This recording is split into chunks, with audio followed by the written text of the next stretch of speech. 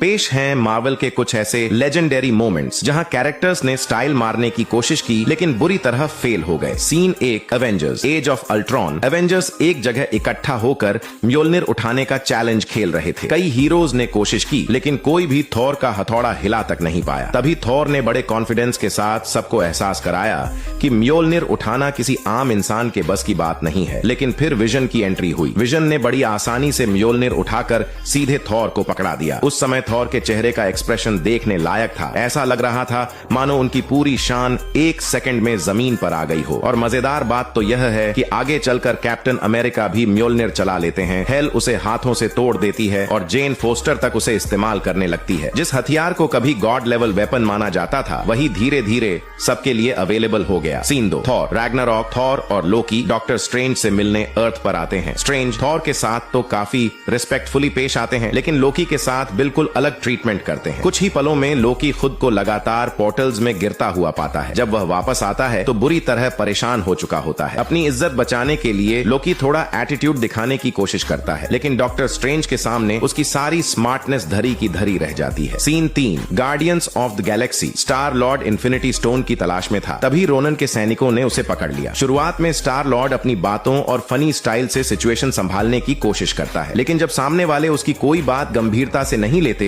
तो वह अपना नाम और रेपुटेशन बताकर इम्प्रेस करने की कोशिश करता है। दुर्भाग्य से सामने वाले लोगों को उसके बारे में कुछ पता ही नहीं होता। नतीजा ये कि स्टार लॉर्ड का पूरा स्वैग वहीं खत्म हो जाता है। Scene 4, Iron Man 3। Aldrich Killian के साथ फाइनल बैटल में टोनी स्टार्क की ज्यादातर आयरन मैन सूट्स डिस्ट्रॉय हो चुकी थीं। जब टोनी लगभग हारने की स्थिति में पहुंच जाता है तभी उसे अपनी MK-42 सूट आती हुई दिखाई देती है। टोनी को लगता है कि अब गेम पलटने वाला है लेकिन सूट आते ही उसे बचाने की जगह और ज्यादा प्रॉब्लम खड़ी कर देती है। कई बार फेल होने के बाद MK-42 इतनी बदनाम हो गई कि फैंस ने उसे मजाक में एंटी टनी सूट तक कहना शुरू कर दिया।